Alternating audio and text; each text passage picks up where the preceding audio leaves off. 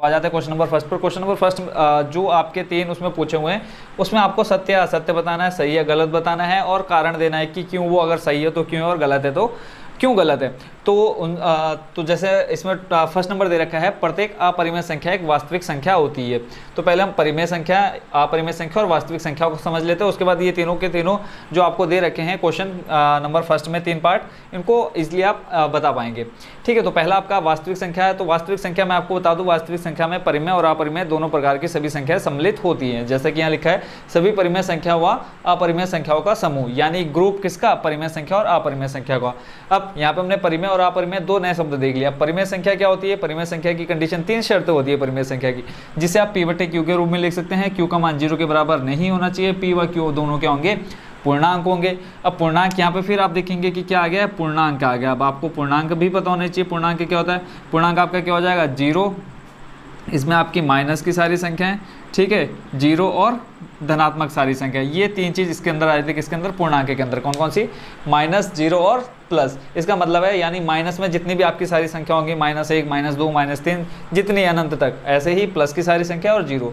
तो परिमेय संख्या की कंडीशन 3 क्या है, p/q, q is not equal to 0 और p व q क्या, पूर्णांक होंगे। और बच्चों पूर्णांक क्या है यहाँ पे, माइनस, 0 और प्लस।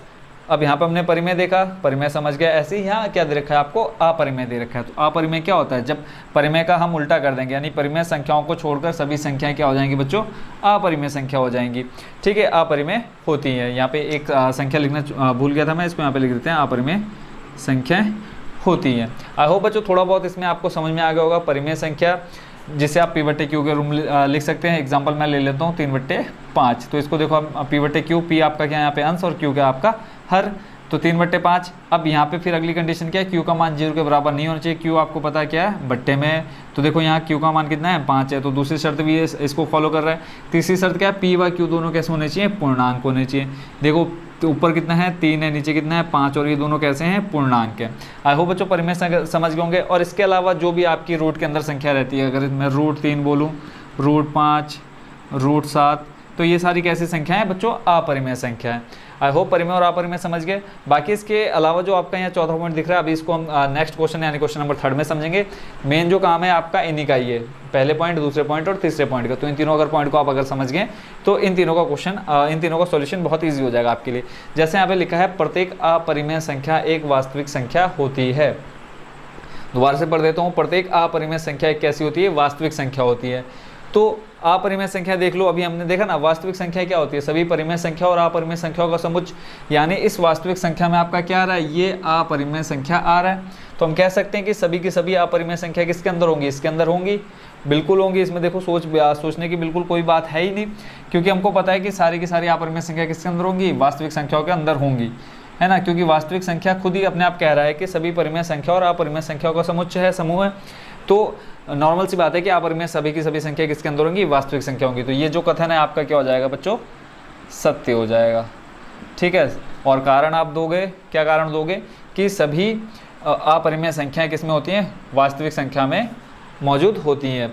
लिखेंगे प्रत्येक अपरिमेय संख्या वास्तविक संख्या में मौजूद या उपस्थित होते हैं। तो जो रीज़न है वो मैं यहाँ पर लिख देता हूँ, प्रत्येक अपरिमेय संख्या किसमें मौजूद होती है, वास्तविक संख्याओं में। प्रत्येक अपरिमेय संख्या वास्तविक संख्या में, वास्तविक संख्याओं में, वास्तविक संख्याएं, या प्रत्येक अपरिमेय संख्या वास्तविक संख्याएं होती हैं। आप ये लिख दो सीधे सीधे, वास्तविक संख्याएं होती हैं। कारण इसका यही है क्योंकि क्वेश्चन में ऑलरेडी इन्होंने बोल दिया है, जो चीज़ क्वेश्चन में बोल रखी है वही हमने दिखा दिया, क्योंकि सत्य है। और सत्य क्यों है, क्योंकि हमको पता है कि सारी अपरिमेय संख्या किसके अंदर होती है, वास्तविक संख्याओं के बीच में होती है, मौजूद होती हैं। तो आई होप बच्चों क्वेश्चन नंबर फर्स्ट का फर्स्ट पार्ट समझ गए होंगे। सेकंड नंबर देखते हैं, इसमें कहा है संख्या रेखा का प्रत्येक बिंदु √m के रूप का होता है, जहाँ m एक प्राकृत संख्या है। तो इसको अगर मैं बताऊँ, जैसे कि कहा है रूट के अंदर कोई भी मान है, अगर आपका स्क्वायर रूट है तो क्या होता है, संख्या रेखा पर। अब मान लो मैं एक संख्या रेखा बना दे रहा हूँ, वहाँ पर मैंने क्या कर दिया, कुछ संख्या दिखा दी, -1 दिखा दिया, -2 दिखा दिया, इधर +1, +2, +3, +4 दिखा दी। ये हमने क्या कर दिया, संख्या रेखा पर कुछ संख्या दिखा दी। अब क्वेश्चन में जैसे कहा है संख्या रेखा का प्रत्येक बिंदु √m के रूप का होता है, जहाँ m क्या है, एक प्राकृत संख्या है।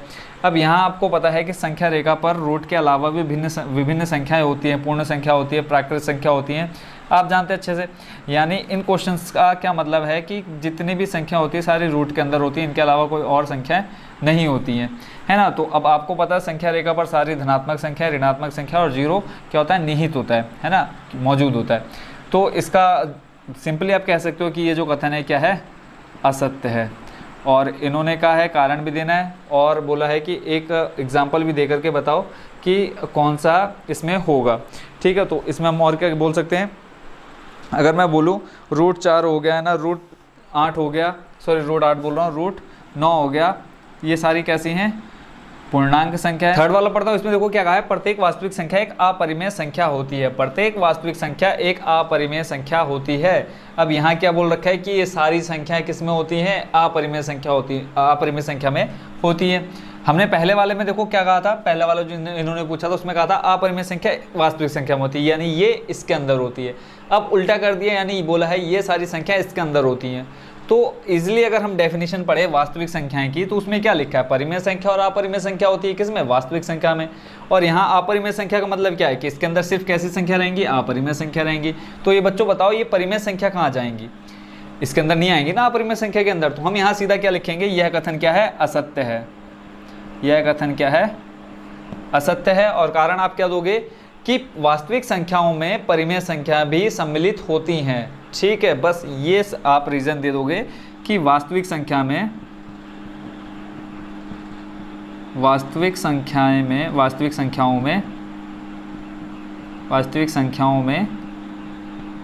परिमेय संख्या भी होती है, परिमेय संख्या भी होती हैं।